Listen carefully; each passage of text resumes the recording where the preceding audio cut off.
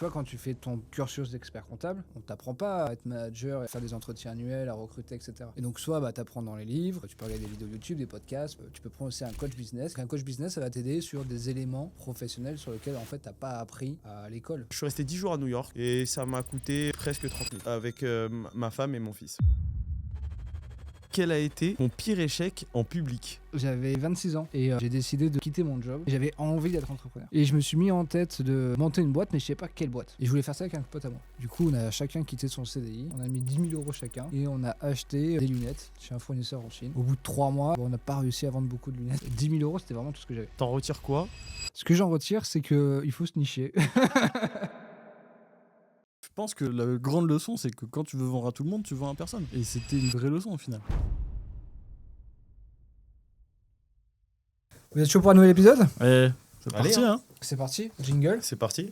C'est pas notre truc, ça va, non? Bon, aujourd'hui, on a moins préparé que la dernière fois. Donc, on va voir un peu ce que ça donne. On va faire un peu plus. J'ai prévu pas mal de petits jeux. Et on a reçu nos cartes. On en avait parlé la dernière fois. T'es content ou pas? Ouais, je suis trop content, moi. Grave. Putain, moi, je suis un gosse, alors... Moi en plus, j'avais kiffé le jeu niche ou pas niche. C'était pas mal, hein? Ouais, On va pouvoir le refaire aussi. ouais, j'ai hâte. Bon, la dernière fois, j'avais pas trop participé parce que j'avais plus présentateur. Animé, ouais. Donc, on va essayer de. On va tous animer ? Ouais, on va tous animer. Allez. Ok. On va C'est commencer parti par le premier jeu. Allez. Du coup, c'est le premier jeu, c'est le pire ou le meilleur. C'est parti. Allez, jingle. Allez, Bon, jingle. le principe, c'est on pioche une carte. D'accord, on lit la question, on répond à la question. Ou sinon, on pioche une C'est carte. vachement compliqué comme jeu. Oui, c'est C'est assez... c'est un peu complexe.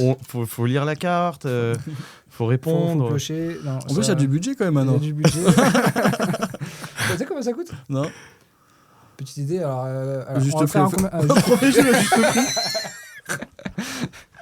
Alors qu'on écoute. Ah oui, ça part en vrille Ça totale, mais part en en fait, ça vrille. n'a aucun sens. Il n'y a pas de fil conducteur. C'est un jeu personnalisé. Voilà, il y a T'as combien de 60 cartes. 60 cartes. Ouais. Personnalisé, tout plastifié. Ouais, plastifié C'est combien de et grammes sur la carte? recto verso. Et du Non, coup, mais t'as ça, quoi? ça T'as un coûte code un promo bras, ça. ou quoi? Qu'est-ce que t'es en train de faire là? De quoi? T'as un code promo ou quoi? T'étais chez un imprimeur à côté là? Ouais, je Allez, me suis vas-y, appris, là. je commence. Vas-y. C'est parti. Première carte. Première carte. Hop Ok, là. tu la poses à l'un des deux. Ok. Tu choisis. Et si elle ne te plaît pas, t'as le droit de repiocher une fois. Alors, je vais piocher parce que je la trouve Pourri. pas vraiment intéressante. On va faire 2 jeux, tu vois. Alors, c'est drôle. Je vais te la poser à toi, du coup. Ah, merde. Puisque c'est une question que tu nous as posée la dernière fois. Ok. Et c'est quel a été ton pire échec en public? Ah, bonne question. Incroyable, parce que tu Incroyable. nous l'as posé la dernière fois. En plus, il y a quand même 60 questions si on tombe sur la même. Non, je sais pas si je t'avais déjà raconté mon échec entrepreneurial, la première boîte que j'ai montée. Non. Non, la dernière fois, pour ceux qui veulent avoir une vraie vidéo avec les échecs mis en avant, vous regardez le dernier épisode qu'on avait fait, parce qu'on avait parlé beaucoup de Jérémy. Donc non, je connais pas ton échec. Et ouais. C'est familial ou quoi, les gars? Les bâtards.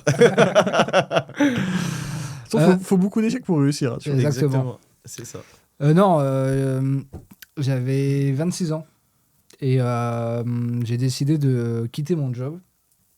J'avais un CDI plutôt bien payé, mais j'avais envie d'être entrepreneur. Et je me suis mis en tête de monter une boîte, mais je ne sais pas quelle boîte. Et je voulais faire ça avec un pote à moi. Et on a un client là où on travaillait, dans notre cabinet fiscal où on travaillait, qui a monté une très grosse boîte, plusieurs millions, et il nous inspirait un peu, tu vois. Et quand on discutait avec lui, on disait « Oh, on aimerait bien monter une boîte, mais on ne sait pas quoi monter. » Il nous a dit « Vous devriez monter une boîte de lunettes de soleil, une marque de lunettes de soleil. » Il nous dit « Il y a une marque qui s'appelle Hawkers en Espagne, qui cartonne. » Et il m'a dit « Moi, si demain je veux repartir de zéro, je ferai ça. » Du coup, on a chacun quitté son CDI, on a mis 10 000 € chacun, et on a acheté des lunettes chez un fournisseur en Chine. Au bout de 3 mois, on n'a pas réussi à vendre beaucoup de lunettes. Par contre, au bord de la plage, t'étais tranquille, quoi. Donc, c'était un vrai échec. En plus, dis-toi, 10 000 €, c'était vraiment tout ce que j'avais. Tu vois, j'ai été voir ma femme, j'ai dit chérie, est-ce que t'es OK? Je mets 10 000 € dans mon projet. Elle me dit c'est quoi ton projet? Je lui dis on va vendre des lunettes de soleil. Elle dit bon bah vas-y si tu veux. Je vais pas te brider, alors vas-y. Vas-y. Non, mais alors, c'est intéressant, si on peut en parler. T'en retires quoi? Ce que j'en retire, c'est qu'il faut se nicher. Non, mais Ah ouais. la vraie erreur du projet, c'était ça en plus. Hein. En fait, c'était ça. C'est que j'ai voulu faire comme tout le monde. C'est que je me suis dit, ok, tout le monde a des lunettes de soleil. Donc, mes lunettes, je vais pouvoir les vendre à tout le monde, tu vois. De 18 à 80 ans, quoi, tu vois. Et je me suis dit, bon, je vais prendre les Wayfarer de Ray-Ban, parce que donc, maintenant, c'est le domaine public. Donc, tu peux prendre les mêmes modèles, et tu mets ta marque. Nous, on a appelé ça Kizos, c'est-à-dire soleil en amérindien. Super nom, tu vois. Et je me suis dit, bon, vu la masse, on va pouvoir en vendre. Mais il n'y avait aucun élément différenciant de ce qu'on fait, du marché, quoi. C'est un marché qui est complètement saturé. Et je me suis dit, oui, nous, on va pouvoir le vendre en ligne, mais en fait, tu as déjà plein de boutiques qui vendent des lunettes de soleil en ligne.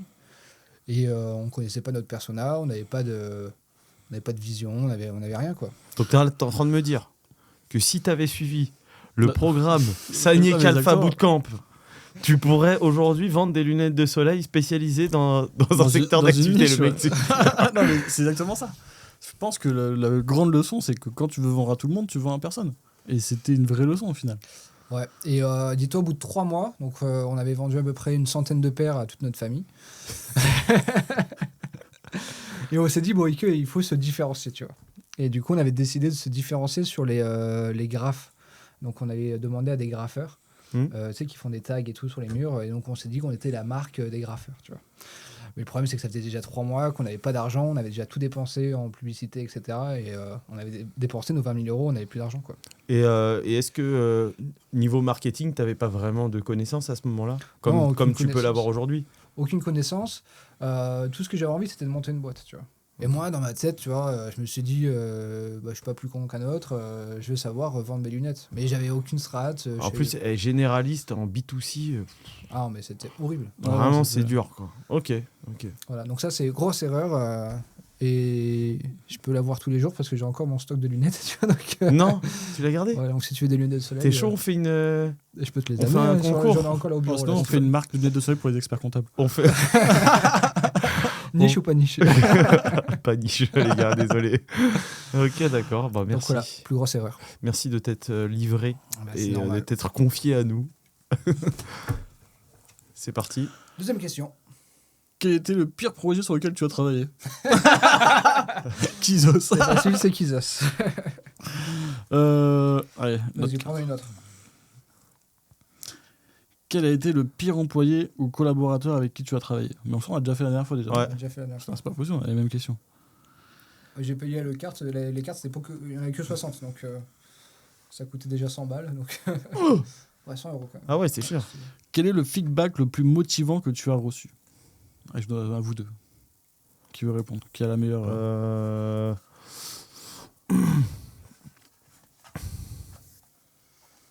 Motivant, t'as dit. Hein. motivant? Ouais. Ah, moi, je peux raconter une histoire. Ouais. En juin 2024, j'étais à Contatech à Paris, donc l'événement de Penny Lane. Et 3 mois plus tôt, j'étais passé sur le podcast de Nicolas. Et quand j'arrive là-bas, j'ai un expert comptable qui vient me voir, que je connais pas, et il me dit ah, c'était génial le podcast avec Nicolas. Alors, j'ai hyper surpris, je me dis mais comment il me connaît ce gars? Et donc je commence à discuter genre 2 minutes avec lui, tu vois. Et je lui dis ah bah merci, je suis content que ça t'a plu, tu vois. Et genre, je sais pas, 10 minutes plus tard, j'ai un autre gars qui vient me voir, il me tape sur l'épaule, il me dit ah je t'ai vu dans le podcast de Nicolas, c'était génial. Et donc le meilleur feedback que j'ai reçu, c'était de me dire ok bah vas-y, partage ton histoire, t'as un truc à raconter, raconte-le quoi. Et ça m'a donné envie de créer le bootcamp. C'est en repartant le soir même de Penny Lane, où le soir j'étais avec Denis, j'étais monté avec Denis, donc mon associé sur Offscase. On était à l'aéroport, on avait je sais pas 3 heures d'attente parce que l'avion était en retard. Et j'étais sur mon ordinateur en me disant ok, j'ai envie de partager du coup ce qu'on a fait avec Euroscalis, comment se spécialiser, etc. Et j'ai commencé à écrire le bootcamp comme ça. Pas mal, super. Et bah, moi, justement, si je peux aussi répondre à la question, parce que c'est drôle, mais le premier réflexe que j'ai eu, c'est de penser à Nicolas aussi. Ah ouais? Ouais, parce que tu as parlé de motivant, et moi, j'ai tourné avec Nicolas en 2019, je crois, 2018 ou 2019. Une vidéo, quand les geeks des chiffres commençaient à faire des vidéos sur YouTube. Et en fait, la vidéo, c'était la vraie vie d'un jeune expert comptable. Et donc, il est venu dans mes locaux, à Paris. Et il m'a filmé, et puis il m'a posé plein de questions. On a fait une interview, ça durait peut-être, je sais pas, une petite heure. Et j'ai passé déjà un super moment. Et pour moi, c'était nouveau. Je n'avais jamais vraiment fait ça. Et en fait, ça a fait 50 ou 60 000 vues sur YouTube. C'est énorme. Ce qui est énorme. En plus, c'est que de la profession. C'est les gens de la profession qui regardent ça. Donc, Oui, c'est donc des c'est des étudiants, étudiants, c'est des experts comptables, des mémorialistes, etc. J'ai reçu un nombre de messages, mais genre, c'était hallucinant. Sur LinkedIn Déjà, les commentaires, je recevais, il y avait énormément de commentaires de super inspirant, merci, ça me motive, machin. Et j'ai reçu beaucoup de messages sur LinkedIn qui m'ont dit merci, ça m'a donné envie de devenir expert comptable, mais vraiment beaucoup. Et à tel point que aujourd'hui encore, je recrute des gens qui me disent je t'ai connu grâce au Geek des chiffres. Alors que Encore aujourd'hui. Alors que la vidéo, là, genre Ouais, en même temps, quoi. alors qu'elle a 5 ans. Encore aujourd'hui. Parce que là, par exemple, en ce moment, on a 2 candidats. Les 2 candidats, on dira Jérémy, notre DRH. J'ai connu Jonathan par la vidéo des Geeks des chiffres. Ou alors, il y a encore on a une chef de mission chez nous, Levana. Elle m'a dit, dès qu'elle est arrivée, elle m'a dit... Elle m'a croisé dans les locaux, parce que c'est pas moi qui avais fait le recrutement, et elle m'a dit ah bah je t'ai connu dans les Geeks des chiffres, et c'est pour ça que j'avais envie de travailler chez CK. C'est marrant. Hein. Donc ça, c'est hyper motivant. Et effectivement, c'est vrai qu'à ce moment-là, je me suis dit, putain, c'est fou l'impact que ça peut avoir. Et j'avais eu l'impression d'avoir été utile. C'est bizarre, mais pourtant, j'avais juste fait une vidéo. Et je recevais des messages de partout, genre même des mecs d'Afrique qui étaient en train de faire leur étude de compta et qui me disaient c'est incroyable, j'ai envie de faire expert comptable grâce à vous, etc. Franchement, c'était vraiment génial que des... Je screenais à chaque fois, j'envoyais à mes parents. Je te jure, j'envoyais à mes sœurs et tout, parce que j'étais fier de me dire, quand tu vois écrit t'es inspirant et tout, ça fait quelque chose. Je venais d'être diplômé, j'avais rien fait de particulier. Bon, j'avais un parcours un peu atypique peut-être, mais tu vois, ça fait bizarre de l'entendre. Donc, c'était ça. Top. Et comme quoi, Nico, incroyable. Hein. Comme quoi, Nico a quand même... donc Nicolas, quand on dit Nico, c'est Nicolas Piatkowski des Geeks du chiffre, et aujourd'hui qui a aussi Counter. Quand même a une aura sur l'écosystème De la des experts profession, comptables, ouais, de c'est toute clair. la profession comptable, c'est assez hallucinant. Ouais, c'est vrai. Ah, puis la création de contenu, c'est là où tu vois la force de la création de contenu, quoi. C'est que derrière, tu peux avoir des gros feedbacks, et c'est vrai que c'est hyper motivant. Hein. Non, mais c'est cool. Alors, je sais pas si on l'avait fait celle-là. C'est quel est l'achat le plus cher que tu as fait pour ton business? Bon, je peux te la poser à tous les deux. Moi, c'était des machines, tu vois, pour le resto, quoi, tu vois. C'était combien? Tu te rappelles les montants? Je sais pas, le four, ça a dû coûter peut-être 10 000. Après, en gros, c'est quand on s'est installé, quoi. En gros, quand on s'est installé... Ouais, c'est comme nous. J'aurais tendance à te dire, c'est nos locaux. Ouais. Mais c'est peut-être pas hyper intéressant. Ok, alors je repioche. Mince, ça, c'était la même question. Quelle est la chose que tu caches à tes clients? Je peux partir? Parce que si je leur cache, je ne peux pas pouvoir le dire maintenant. C'est ça qu'elle est pourrie la question. Non, en vrai, on cache pas grand-chose aux clients. Enfin, je sais pas, on est quand même assez transparent sur ce qu'on fait. Je pense que ce soit chez Eurofiscalis ou chez CK, c'est la même chose. Donc, non, je vois pas. Il y a des cabinets qui font travailler des stagiaires sur les dossiers, en off, etc. Nous, on n'a presque pas d'alternants chez nous. Donc, non. Et on a une petite partie de notre comptabilité où on a une équipe à Madagascar. Mais les clients qui sont concernés, ils sont au courant. Et sinon, voilà. Non, on est transparent. Franchement, je sais pas vous. Hein. Ouais, non, c'est pareil. Il y a un truc où c'est marrant, des fois, c'est pas vraiment caché, mais c'est des fois les prix. On gonfle beaucoup les prix en fonction des fois du client qu'on a en face. Genre, ça m'est arrivé... on ouvre des numéros de TV à l'étranger pour des clients. Et des fois, ils sont vraiment dans l'urgence, ils sont vraiment en galère, tu vois. Donc, quand le mec il te dit j'en ai vraiment besoin pour demain, tu vas parfait. Donc là, tu fais x10 sur ton prix. Ouais, mais après, c'est pas. Enfin, c'est le jeu, j'ai envie de te dire. Ouais. Après, c'est la valeur que tu vas apporter à ton client. Bah, s'il y a une urgence, l'urgence, ça se paye. Exactement. Parce qu'en vrai, on n'est pas des cardiologues non plus, tu vois. Ça me fait rire des fois quand on me dit ouais, j'ai besoin d'un prévisionnel. Le mec, il te demande le lundi matin, il le faut pour le lundi soir, tu vois. Mec, t'aurais dû me demander avant ou alors tu vas attendre quelques jours. Si tu le veux vraiment pour ce soir, ok, bon, bah, ça va coûter un petit peu plus cher, quoi. Et de toute façon, le prix, il est aussi en fonction du temps, de l'urgence. Donc ça, c'est logique. Hein. Si tu veux un truc, effectivement, pour le soir, tu payes plus cher si tu le veux. Mais comme tu prends Uber Eats, c'est pareil. Bah ouais. Ou tu prends sur Fiverr. Hein. Sur Fiverr, quand tu prends des freelances et que tu le veux dans 2 jours, c'est plus cher que si tu le veux dans 5. Hein. Exactement. Donc voilà. Ok, Vas-y. c'est à moi. Allez.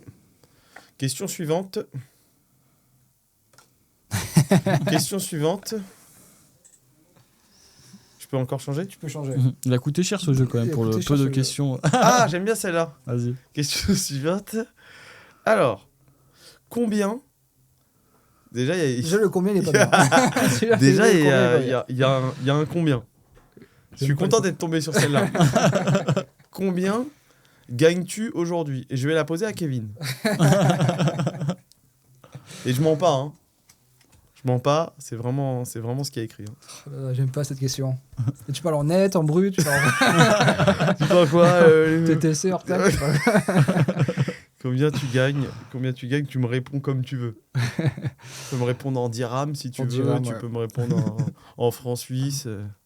Je peux donner une fourchette. Bien Je sûr. veux bien une fourchette. Mais il faut de la transparence, monsieur. Bah oui, bien entendu. Il faut de la transparence. Tout à l'heure, on me disait qu'on cache rien à nos clients. Ah, je sais pas si t'as déjà eu ça ou pas. Peut-être. Ça y est, là, il est en train de faire une petite mousse pour détourner l'attention. Bientôt, il n'y aura plus de batterie sur les caméras. Non, en fait, c'est. Tu vois, quand je gagnais 1000 euros, je disais mon salaire. Quand je gagnais 3000 euros, je disais mon salaire.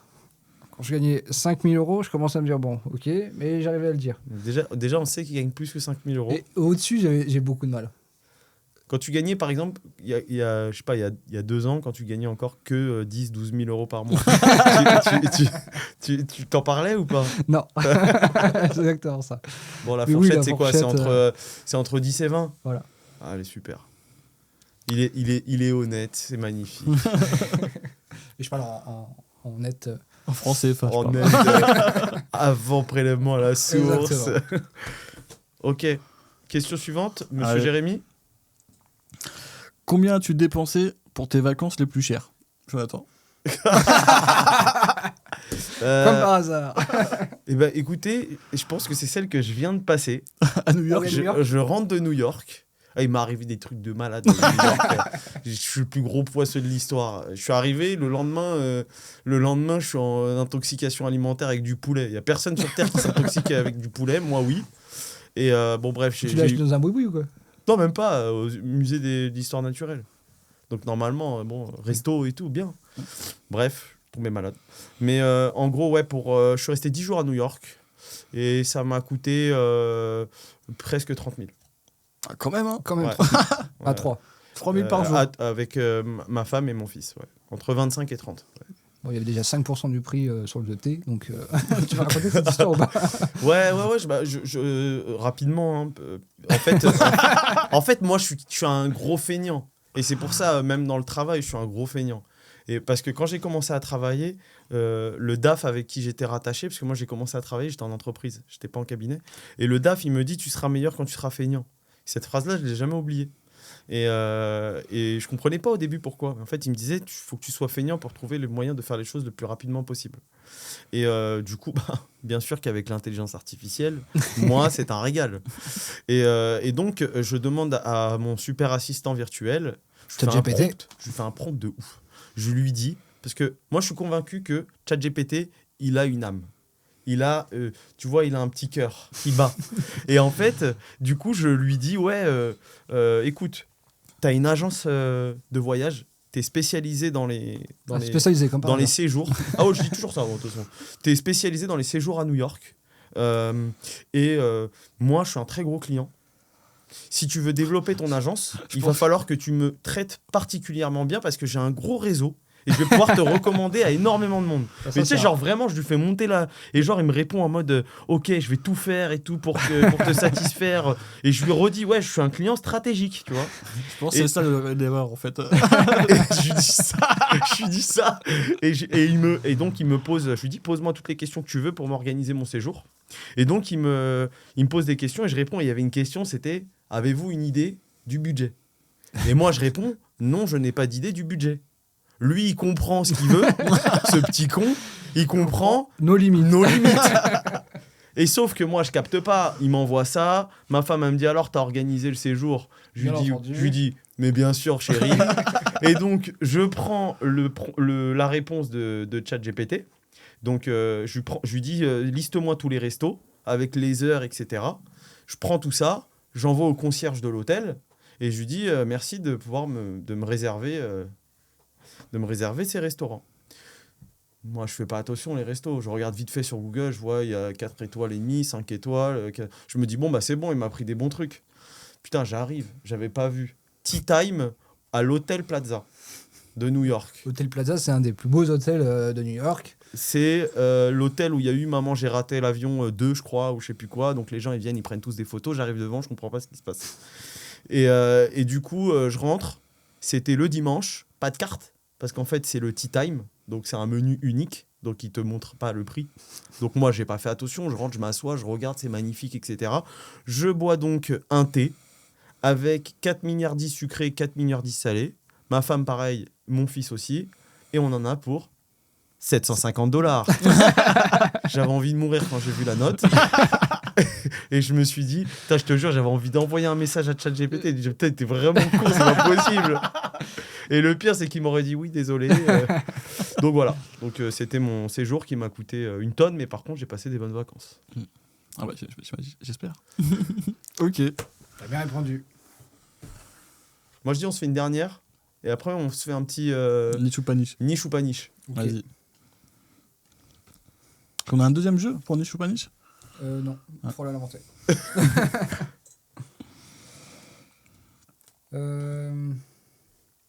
Quelle a été la pire excuse que tu as inventée pour justifier un retard? À toi, Jay. Ah, En vrai, on est ouais, tous moi. les mêmes. Ouais, mais franchement, j'en ai aucune idée. Franchement, c'est quoi pour justifier des retards ouais, c'est toujours pareil de toute façon. Ouais, franchement, je sais Ouais, pas. ma grand-mère elle est morte, tu vois, des trucs basiques. Non, ce truc de ouf. Horrible. Un truc horrible. Quoi, elle est morte 3 fois cette année, oui, je sais. Ouais, ça. Putain, je crois tellement au karma et tout ça que je ferais T'arrives jamais pas ça. à Ah, dire franchement, des trucs comme ça, ouais. Tu crois au karma? franchement, ouais. Moi, j'y crois de fou. Mm. Et avant, en fait, quand j'étais jeune, je me posais pas ces questions. Et il y a un moment donné, moi, j'ai eu un accident à la jambe, mais genre assez grave.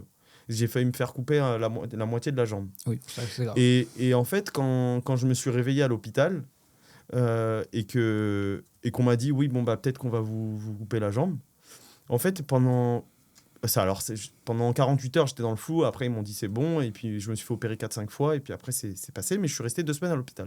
Et en fait, pendant tout le long que j'étais à l'hôpital, je me disais, qu'est-ce que j'ai fait pour mériter ça? Et en fait, c'était la question, je me la posais. Mais genre, ça me hantait. Ouais, c'est tu vois. travail de fou. Je me disais, j'ai forcément fait un truc pour qu'il m'arrive ça. Parce qu'en fait, je me disais, ça peut pas m'arriver comme ça. C'est pas possible, tu vois. Et du coup, T'as trouvé depuis ce jour-là, T'as trouvé ou pas? bah, j'avais été tellement con avec plein de monde à l'époque parce que j'étais jeune et que j'étais un petit con à l'époque. J'aimais bien foutre le bordel, faire des conneries et tout. Donc je me suis dit, bon, c'était une somme de... C'était un cumul de tout ça. Voilà, j'ai mangé une fois. Et depuis ce jour-là, en fait, je fais hyper attention au karma, justement. Est-ce J'essaye d'être bienveillant, j'essaye de... que t'as ça ou pas? Peut-être vous avez ça. Parce que des fois, moi, donc je crois aussi à fond au karma. Donc je me dis, il faut faire un truc bien. Mais je me dis, si je fais le truc bien parce que je pense au karma, du coup, c'est pas assez bien. Tu sais que là, quand je t'ai raconté ça, je me suis dit, les gens vont se dire, ah ouais, mais en fait, il est gentil parce qu'il a peur. Donc en fait, c'est un peu la même chose. Franchement, des fois, je me dis ça. Je me dis, et du coup, Ah, ça mais s'annule. Ça marche écoute, la finalité, c'est juste qu'il faut être bienveillant, faut faire le bien autour de soi. Je pense que c'est important et voilà. Moi, quoi, c'est vrai que quand je passe dans la rue et que je vois quelqu'un qui est dehors et tout, bah, si je peux donner, je donne. Si, tu vois, genre, je sais pas, retenir la porte de l'ascenseur quand il y a quelqu'un qui veut monter, bah, je le fais. Tu vois, en fait, c'est plein de petites actions du quotidien où je me dis, bon, bah, j'essaye de pas être un connard. Ouais. Voilà, c'est tout. pas. Aider un expert comptable à trouver des clients. Exactement. Exactement, ça en fait partie. Et donc, niche ou pas niche? Ok, donc ça, c'est un nouveau jeu. Tu vas expliquer le jeu? Pourquoi trouve une nouveau, niche. on l'a fait déjà. On l'a Donc, déjà fait, mais c'est pas ouais, sûr que les mais gens je aient pense regardé que. le premier épisode. Alors, je vous le dis direct. Là, je vous regarde droit dans les yeux. Si vous n'avez pas regardé le dernier épisode, franchement, je vais me barrer de cette vidéo. Non, niche ou pas niche. Donc, en fait, on donne des secteurs d'activité et puis on répond, savoir si, en tant qu'expert comptable, on aurait choisi cette niche, oui ou non. C'est ça. Ouais, ça. Sachant En que- gros, on donne une niche et on dit ça. Alors, la pourquoi prend, on fait ce petit jeu-là? Forcément, parce que avec Sanier Kalfa Bootcamp, donc notre Cette bootcamp, vidéo est sponsorisée. notre bootcamp, du coup, on accompagne et on forme des experts comptables qui veulent transformer leur cabinet et aller chercher de la croissance au travers de la spécialisation. Exactement. Et donc là, on va définir des spécialisations, donc des niches. Alors, niche ou pas niche, un cabinet spécialisé dans les avocats. La profession d'avocat. Hein, Ouais, pas les fruits et légumes. Pas les fruits et légumes. Kiwi, tout ça. Ils ont du pouvoir d'achat. Le marché, est-ce qu'il est en croissance? C'est pas un marché vraiment en croissance, parce qu'on c'est quand même un marché plutôt mature. Mais bon, il est stable. Mais bon, il est plutôt stable. Ils ont des points de douleur. Je pense qu'on peut trouver quand même des points de douleur chez les avocats. Ils sont facilement identifiables. Facilement identifiables. Moi, j'irais. Ouais, je pense que je J'irais, pourrais y aller. ouais. Avocat, je pense qu'il y a un gros marché. Il y a plein de choses à faire. On peut les accompagner sur plein de domaines. Par contre, c'est une population où, en termes de business, moi, j'irais. Mais en termes de personnalité, j'irais pas. Parce que Oui, c'est vrai qu'après, ils sont quand même particuliers. ouais, voilà. C'est vrai que c'est une clientèle, quoi. Moi, on vous aime, les avocats. Ouais, on vous aime, mais c'est vrai que Mais c'est vrai. Il y a un expert comptable qui est spécialisé dans les avocats. C'est pour ça que j'ai posé cette question, que j'ai rencontré la semaine dernière, qui s'appelle Karim Ben Safi, que je vous invite à suivre sur LinkedIn parce qu'il produit du contenu qui est intéressant, même si on n'est pas avocat. Et en fait, lui, il est spécialisé du coup dans les avocats. Et donc, il m'expliquait que depuis qu'il s'est spécialisé dans les avocats, il génère à peu près 1 litre par jour qualifié. C'est bien. c'est Ouais. énorme. 1 litre par jour qualifié et il m'a dit qu'il avait un taux de transformation de 100%. Ah bah, c'est bon. 100%. Donc Ouais. il a un nouveau client tous les jours. Ouais, il a un nouveau client par jour. J'espère Depuis que son- quelques mois là. J'espère que son procès d'onboarding il est bon quand même. Ouais. Et en fait, il m'expliquait que c'est parce qu'en face de lui, généralement, les jeunes avocats, quand ils sortent d'études, ils mettent en confrontation avec Dougs. Et Dougs fait un forfait, par exemple, je crois qu'il m'avait dit c'était 90 € par mois. Et lui, du coup, il se met à 120 €, donc il se met plus cher. Mais quand tu as le choix entre un Dougs, qui est complètement généraliste et tu sais pas trop s'il y a de la valeur ou pas, ou tu as le choix avec un expert comptable spécialisé, du coup, franchement, tu es prêt à payer plus cher. Et donc, lui, il a une grille tarifaire en fonction de collaborateur avocat. Ensuite, si tu passes en CELARL, etc., tu as une grille de tarifs qui est établie. Ah, c'est stylé. Donc, vraiment, vraiment pas mal. C'est pour ça que je voulais te poser la question, puisque je l'ai rencontré, j'ai trouvé ça intéressant. Avocat, j'irais. Et toi, si tu nous fais un niche ou pas niche, tu nous sors pas tomate ou mozzarella ou un truc comme ça. Hein. Non, non. Niche ou pas niche, les garagistes. En vrai, je vais vous dire après pourquoi je vous dis ça. Ok, moi les garagistes qui font, je sais pas, plus d'1 million d'euros, peut-être, pourquoi pas. Les petits garagistes, j'irai pas, je trouve que. Parce que j'aime pas faire du volume. Mais il y a des gros garagistes, ça j'irai, ouais. Alors, ouais, pouvoir d'achat, pas ouf. Sur les C'est faible marge. sur les Ah, petits, sur les petits, ouais. garages en tout cas, ouais, les marges sont relativement faibles. Pour le coup, c'est des vrais artisans qui ont pas du tout envie de s'intéresser à l'administratif. Alors, je fais un peu une généralité, mais c'est souvent le cas. Nous, en tout cas, au cabinet, tous les garages qu'on a pris, on les a pas gardés. Ça s'est toujours pas très bien passé parce que du coup, c'était toujours le bordel. Il y a souvent des trucs pas hyper clean. Donc, perso, j'irai pas. Ok. Et puis après, sur les gros, je pense que les gros, ils sont difficiles à aller chercher parce que je pense que les gros garages, c'est surtout des franchises. enseignes de franchise, etc. Donc je pense que si tu arrives là comme ça et que tu te spécialises là-dedans, ça doit pas être simple d'aller les chercher. En tout cas, à court terme. Moi, quand j'avais mes restos, j'avais un cabinet comptable. Et à la base, en fait, c'est une association. Et c'était des garagistes, en fait, qui ont créé le cabinet. Et c'était que pour les garagistes. C'est des garagistes qui ont créé ça. Quoi, ouais, ils sont associés. Quoi, en gros, ils ont créé sont cette associés avec un association. expert comptable. Voilà. Ok. Ils ont créé une association et c'était que des garagistes dans le cabinet. Tu vois. Ça s'appelait Et après, ça l'association s'est des garagistes des de France. comptables. Des comptables garagistes. développé. Ça s'appelle Segam.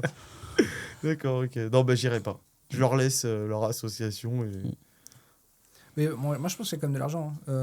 Oui, bien sûr, Ouais, bien sûr. l'argent. Après, c'est très... des fois, tu sais, des fois les niches, bon, enfin, je te dis ça comme si je t'apprenais un truc, mais des fois les niches, c'est un peu, tu sais, il y a aussi du subjectif. Ah oui, mais complètement, ouais. Et du coup, il y a des niches qui vont attirer certains et qui vont pas en attirer d'autres. Il y a des fois, il y a des très bonnes niches, mais elles vont pas te parler. Ouais, Elles c'est vont ça. pas- Ouais, c'est ça. ça va pas aller avec toi.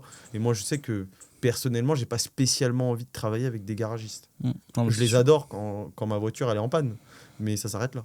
Non, mais c'est sûr. Tu parles de Nous, Porsche. c'est c'est ce qu'on dit aussi à nos élèves, hein, c'est qu'on leur dit qu'il faut quand même que la niche vous attire, vous anime quand même. Parce que tu vas encore en parler toute la journée. Quoi. Donc il faut un truc qui t'aspire quand même. Niche ou pas niche? Niche ou pas niche dans le bois, Le bois. secteur du bois. J'ai un expert comptable qui m'a appelé. Il aimerait se spécialiser dans le bois. Alors Quoi, quoi, il dans m'a les dit ça. forêts, des trucs comme ça. Donc ouais, dans les, C'est un dans peu les large, le scieries, dans les menuisiers, les charpentiers, tous ceux qui travaillent le bois. C'est quoi les points de douleur Alors, spécifiques? je vais Est-ce que, poser la est-ce que- question. et est-ce qu'il y a un avantage particulier à se spécialiser dans le bois? Bah ouais, parce qu'il m'a expliqué, donc c'est aussi éco-responsable, tout ça, donc tu as tout aussi des espèces de labels. Ok. Tu as aussi des problèmes de stock parce que le bois il se détériore, il réduit. Et tu as beaucoup de, il m'a dit, d'entreprises qui coupent des arbres et tout ça, qui travaillent là-dessus. D'accord. Ouais, il m'a raconté son truc. Je trouvais que c'était pas si con que ça. D'accord. Mais il faut bien connaître le domaine, quoi. Alors lui, il était passionné par ça. D'accord. Il connaissait, il y a des associations, il y a des. Donc il des veut être syndicats, accompagné par le bootcamp? Et donc il réfléchissait pour le groupe de camp. Ouais. D'accord, ok. Donc Parce que il là, va falloir que aujourd'hui- tu creuses un peu la niche. Et il faut. Il va falloir En fait, après, ouais, il faut travailler son personnage, il faut connaître le domaine, quoi. Après, nous, on peut pas connaître tout, mais on a la stratégie, quoi. Mais ouais, donc t'investirais, toi, tu irais dans un cabinet spécialisé dans le bois? Franchement, non. Non, j'irai pas. Je pense que même en termes de profil, ça collerait pas. Tu vois, tu as des cabinets aujourd'hui qui sont spécialisés dans le secteur agricole, par exemple. Je pense que tu vois, c'est plus des cabinets comme ça qui peuvent peut-être se spécialiser aussi dans le bois. Mais c'est vrai que nous, on est plus, en tout cas aujourd'hui chez CK, tu vois, on va être un peu on va être dans le digital. Donc en fait, c'est plus des profils un peu entrepreneurs, dynamiques, etc. Je pense pas que ça colle avec le mec qui va couper du bois, quoi, tu vois. Mais après, attention, hein, il y a des scieries, des grosses scieries, etc., où c'est des vrais industriels avec c'était des vraies boîtes, hein, c'est pas des petits paysans qui montent son truc de son côté. Hein. Mais je pense qu'en termes de profil, ça matcherait pas forcément, tu vois. Parce qu'il y a ça aussi. Ouais, complètement. Niche ou pas niche, un cabinet d'expertise comptable spécialisé dans les métiers de l'assurance. Donc, métier de l'assurance, Les courtiers. courtage, agents généraux. Tu sais, tu as les agents généraux, AXA, Generali. Merde, faut en citer un troisième, sinon on va se faire Allianz. défoncer. Allianz. Allianz, Allez, on en cite la un MAF. quatrième. MAF, on en cite un cinquième. Massif. Après, c'est quand même des gros groupes. Tu vois, après, bon, t'as les indépendants qui ont leurs Les agents agences. généraux, c'est des indépendants, hein, tout le Ouais. temps. Non, ça peut être une bonne niche. Franchement, oui. Ils ont des points de douleur. Ils ont du pouvoir d'achat, parce que les assurances, ils gagnent bien leur vie. Surtout les courtiers, ils sont assurance, multi-plateforme. Et donc je pense qu'ils ont quand même pas mal de problèmes pour consolider toutes leurs multiplateformes, pour connaître les bons taux. Donc je pense que c'est quand même intéressant. Moi, ce que j'aime bien dans cette niche, parce qu'on m'en a parlé, pareil, j'ai discuté avec un expert comptable qui s'intéresse à suivre le bootcamp et du coup, il commençait à me parler de cette niche-là. Et ce que j'aime bien dans cette niche, c'est aussi que les agents généraux et les courtiers, tu les trouves tous sur LinkedIn. Ils sont tous sur LinkedIn. Ils veulent faire du business et pour eux, LinkedIn, c'est un canal d'acquisition qui est hyper important. Comme les LinkedIn pour les experts comptables, par exemple. Genre, le mec qui veut adresser le marché des experts comptables, il sait qu'il va aller sur LinkedIn et qu'il va trouver une bonne partie du marché qui va être sur LinkedIn. Et ben, du coup, là, c'est la même chose. Donc, je trouve que c'est pas mal parce que du coup, tu peux mettre en place une vraie stratégie d'acquisition sur les métiers de l'assurance, tu vois. Plus après, tu vis à New York et puis voilà, quoi, tu vois. Tu as toutes les assurances qui sont à New York, tu sais. Ah bon? Je savais pas. Ça peut pas rêver, ça, par contre. Ok, bonne niche. On se refait une dernière niche ou pas niche. Ouais. Et après, on se fait un petit jeu. Allez. Bullshit, pas bullshit. Allez. Bonne niche ou mauvaise niche? Les galeries d'art. Galeries d'art, métier de l'art et tout. Ah, moi, j'ai bossé celle-là. Tu l'as bossé? Ouais, parce qu'on en a un qui se renseignait là-dessus, dans notre bootcamp. C'est Jonathan, d'ailleurs. Eh ben, ok. Comme mon associé Jonathan, qui s'appelle aussi Ah oui, Jonathan. voilà. Et justement, il est spécialisé dans l'art. Ah ouais? Ouais. En fait, lui, il est galeriste aussi. Il est Il est expert aussi comptable expert comptable. et il est galeriste. Il a une super galerie d'ailleurs, qui s'appelle Goldstein Saator, qui est à Paris et qui est super bien placée. Et en fait, il est passionné d'art depuis des années. Et du coup, il a ouvert sa galerie avec un ami. Et il accompagne pas mal de clients aussi dans les métiers de l'art. Et je pense que c'est une bonne niche. Tu sais pourquoi c'est une bonne niche? Parce que, en plus, souvent, les gens qui sont dans l'art, c'est des gens qui gagnent bien leur vie. C'est des gens qui ont aussi c'est pas forcément leur activité principale, qui peuvent avoir aussi des business à côté. Donc, en fait, et qui ont souvent du réseau. Je vois mon associé qui est galeriste, du coup, il a un sacré réseau. Parce que du coup, tu sais, tu as tout le temps des vernissages, donc tu rencontres beaucoup de monde. Donc il y a une vraie partie réseautage qui est hyper intéressante. Ouais, quand on a étudié la niche, effectivement, ça répondait à tous les critères, donc on pouvait la valider. La problématique, c'était la barrière à l'entrée, effectivement, où pour trouver des clients, il y avait cette notion de réseau qui était extrêmement importante.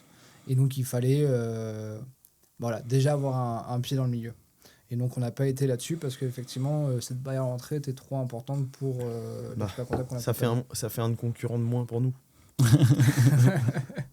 Mais par contre, effectivement, ils ont des points de douleur. En tout cas, ils ont des spécificités par rapport à d'autres types d'entreprises au niveau de la TVA. Ils font beaucoup d'exports. Il peut y avoir du mécénat. Il peut y avoir même aujourd'hui avec les NFT, les crypto-monnaies, tout ça. D'ailleurs, vous aviez eu un prospect sur Eurofiscaliste qui avait une galerie d'art. Ouais, c'est moi qui te l'ai envoyé. Et oui, vous aviez eu. Et tu nous l'as envoyé. Et du coup... On l'a signé ou pas celui-là? Oui, on l'a signé. Oh, parce qu'on a toujours pas eu la commission. Alors. C'est Eric qui m'a dit ça la semaine dernière. Du coup, Jonathan, mon associé, l'a signé du coup. Ok. Merci super. les gars. Bah, écoute, je vous paierai... un panier garni si tu veux. Je vous paierai un panier de fruits. Ok, allez, bullshit, pas bullshit. Allez, nouveau jingle, allez. C'est parti. En plus, ça c'est un nouveau jeu, on l'a pas fait la dernière fois. On l'a pas fait. Le pire, c'est quoi? C'est qu'on n'a pas fait le jeu la dernière fois et qu'on l'a pas préparé.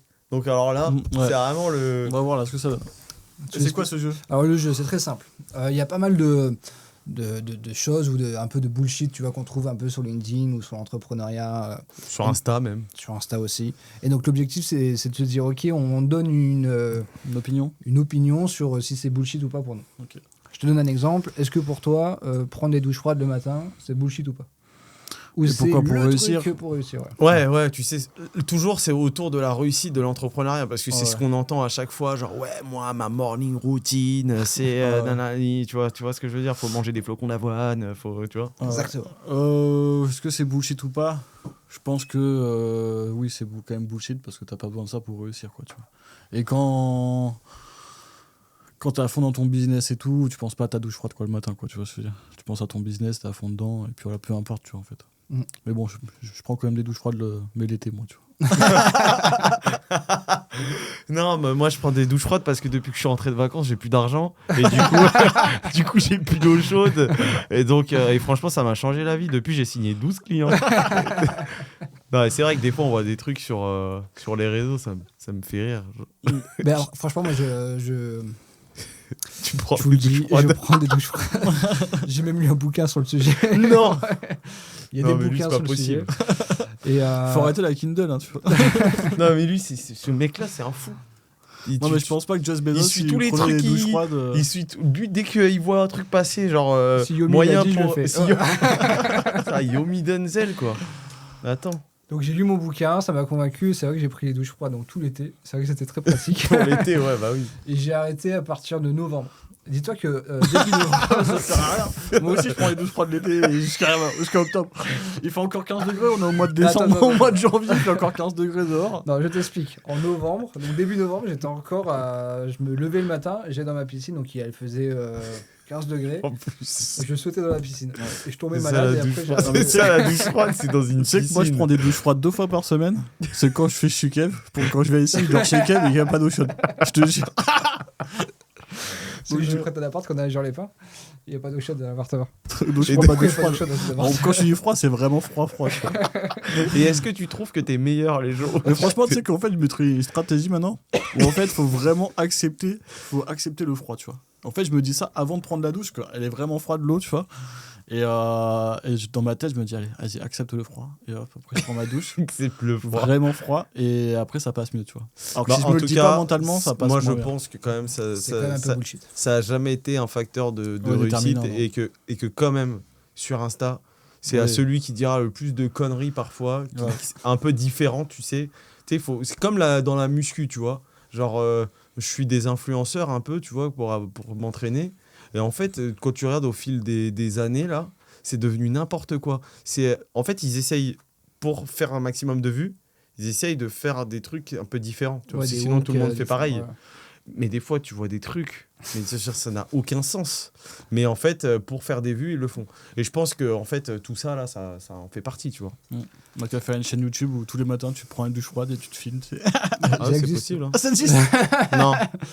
Oui, il y a des challenges, genre 30 jours où je prends des douches froides et les Ah mecs, oui, ils font oui, les oui. avoir après. Ouais, tout ça, j'ai vu existe. ça, J'ai ouais. déjà regardé plusieurs fois des vidéos. Je suis abonné à 2-3. Bon. Je le dis pas, mais. Sur la douleur et accepter la douleur, ça m'a fait penser à Wim Hof. Je sais pas si vous connaissez. Non. Vous connaissez pas Wim Hof? Non. C'est je crois qu'il est danois et il a une technique de respiration. Et Yomi il en parle d'ailleurs. Vous avez pas regardé les trucs de Yomi? Oui, moi c'est pour ça que je m'étais dit ça. Parce qu'il y avait un invité, il faisait ça, je crois aussi, dans pôle Nord, je sais pas où il Ouais, allait. c'est ça, ouais. Et le mec, ils font des randonnées, genre en caleçon, quoi. Mais Ouais. genre dans la neige et tout, tu vois. D'accord, ok. Ils ont Et l'air le mec, ça, au c'est bout de cool. 10 minutes, tu lui as dit non, mais là, je pense faut vraiment que tu acceptes le froid parce que tu vas pas tenir. Parce qu'ils font des randonnées genre 3 heures, 4 heures en Ah caleçon. ouais, c'est Après, des elle est malades. malade. Hein. Ok. Et t'as le mec qui dit non, moi je suis un dur à cuire, je vais résister et tout. Il dit non, faut pas résister, il faut accepter. Bah, il faut accepter, tu vois. C'est comme. En fait, c'est vrai que par contre, un truc, moi je trouve important, ça n'a aucun rapport. Un truc qui est important, c'est d'accepter, tu vois, ses forces et ses faiblesses, tu vois. Ouais. Et en vrai, moi, c'est quand j'ai commencé à accepter que j'étais moins bon sur certaines choses et meilleur sur d'autres, qu'au final, tu sais, je me suis mis à m'améliorer sur les trucs où j'étais moins bon.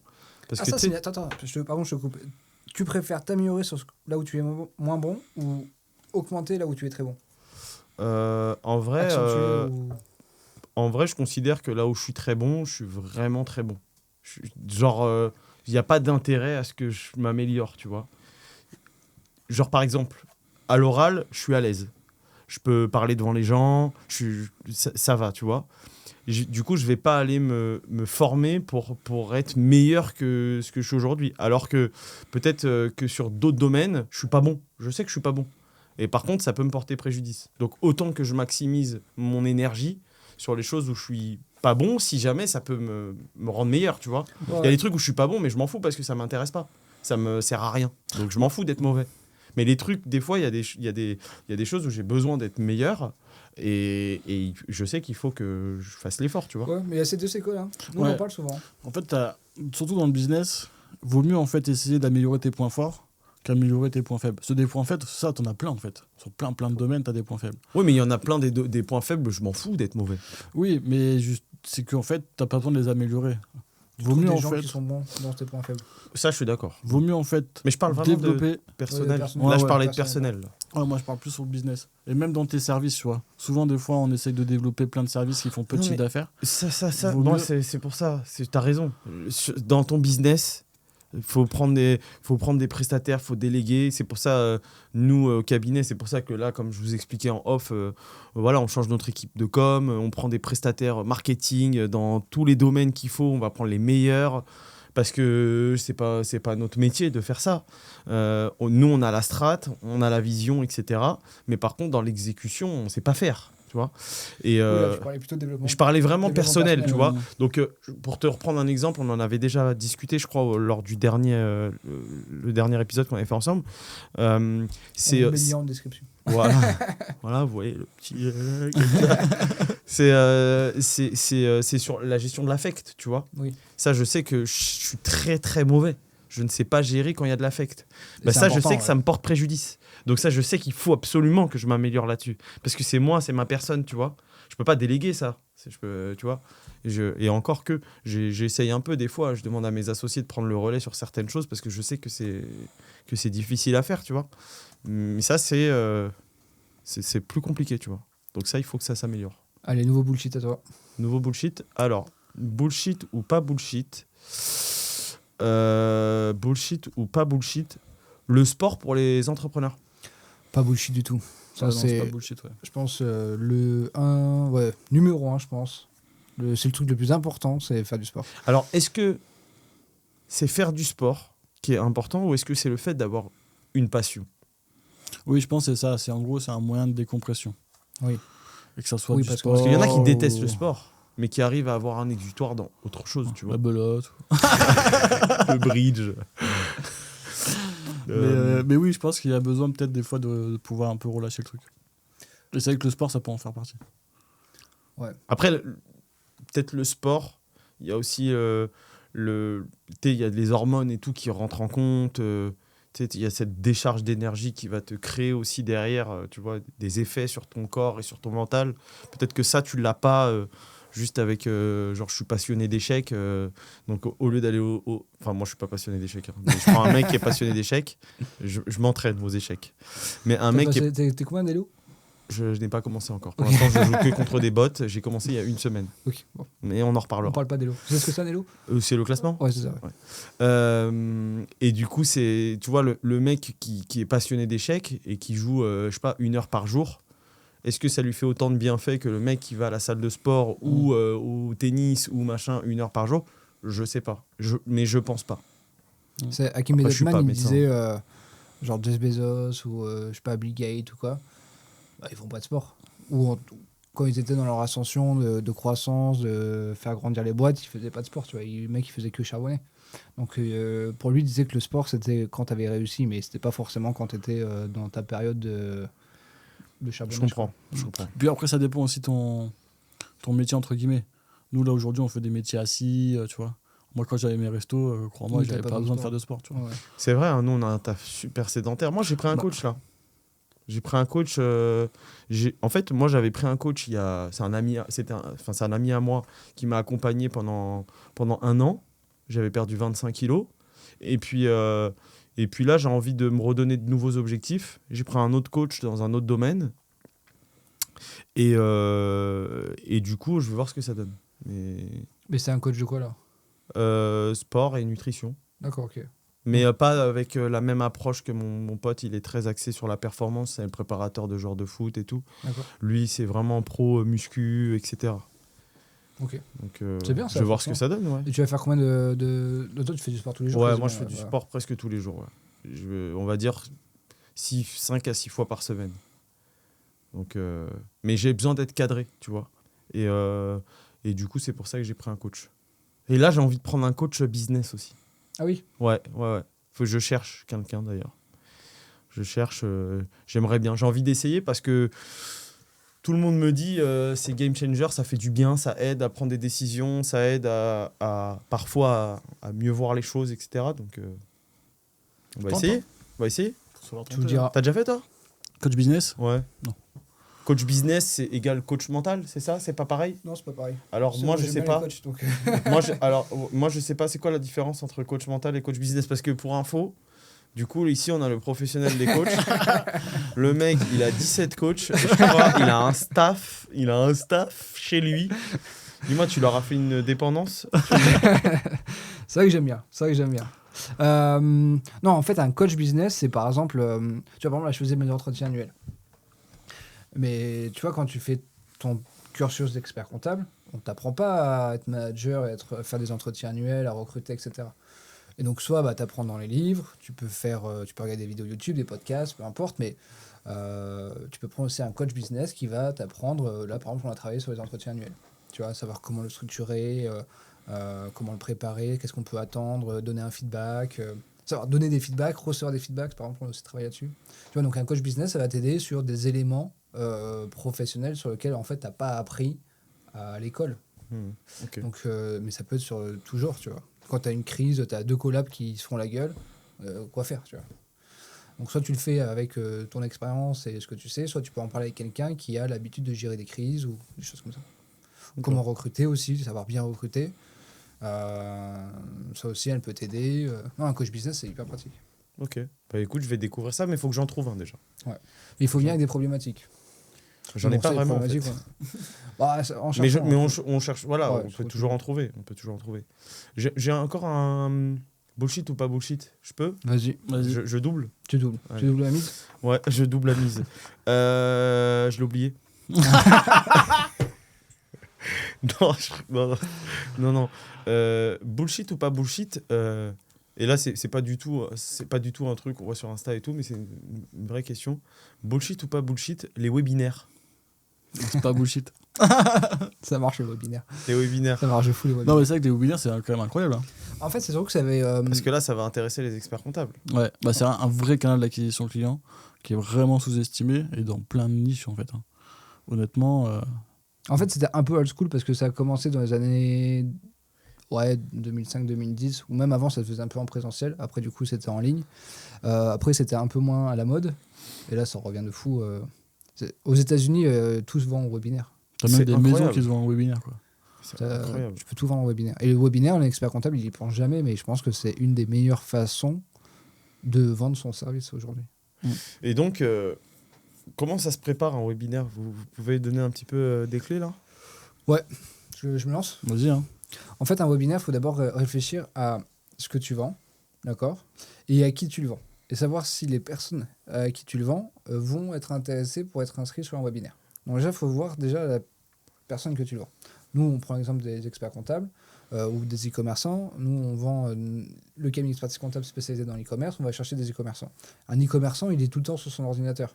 Il va s'inscrire à des formations, des webinaires. Donc déjà, il est éduqué sur le sujet. Mais il est Donc habitué. si on, Ok. on fait des webinaires, on sait que déjà, on peut les trouver. Tu vois, ils vont être intéressés par ça. Versus genre des artisans ou un maçon. Le mec il est toujours en chantier, toujours un truc. Ça va être dur de le faire connecter à midi ou même le soir sur un ordi, sur un webinaire. Tu vois. Ouais. Mhm. Donc déjà, il faut bien être sûr de la cible. Ton avatar client. Et ensuite, l'objectif, c'est de faire en sorte que les gens s'inscrivent au webinaire. Donc, pour qu'ils puissent s'inscrire au webinaire, il faut communiquer sur le webinaire. Donc, tu crées du contenu sur les réseaux sociaux. Tu peux Faire des ads. faire des ads. Aujourd'hui, ça se fait beaucoup par ads. Et donc, tu inscris les gens au webinaire. Les gens... Des Là- ads sur LinkedIn Ads du coup. Bah, ça LinkedIn, dépend, ça Facebook, dépend où Instagram, est ton, ouais. ton avatar en fait, c'est toujours Ouais. pareil. Si ton avatar il est sur LinkedIn, tu fais des ads sur LinkedIn.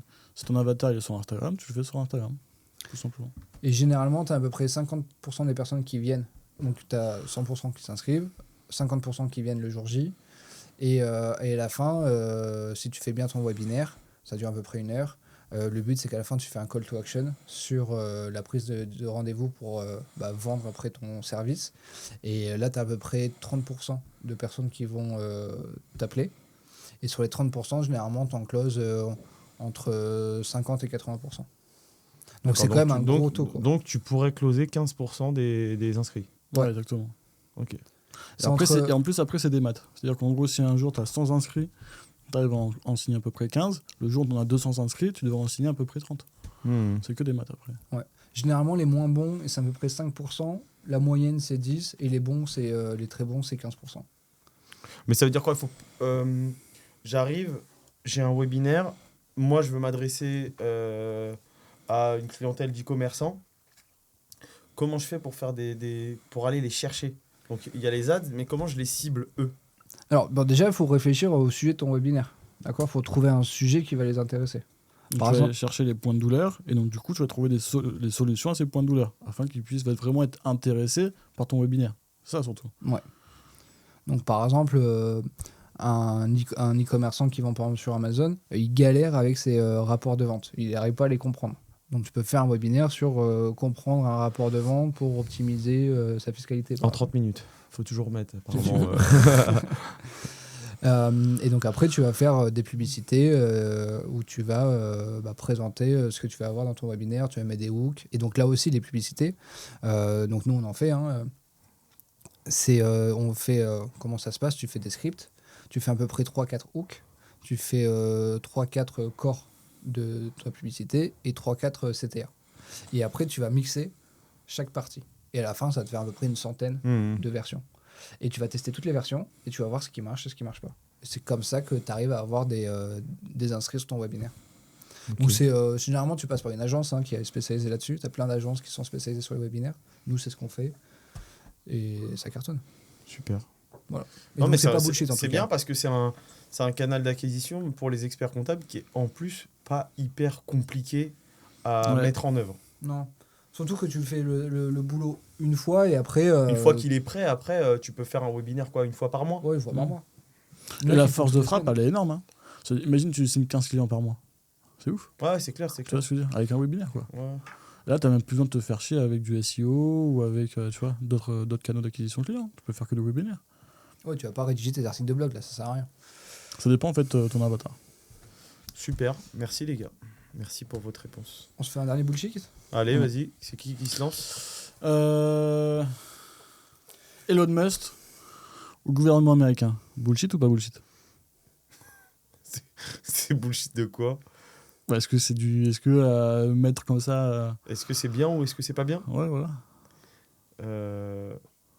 Bon, après, on connaît pas les détails, on connaît pas le derrière Enfin, on sait pas ce qui se passe, mais en tout cas, mettre un entrepreneur à succès qui a réussi à accomplir de grandes choses dans un gouvernement, je trouve ça bien, tout simplement.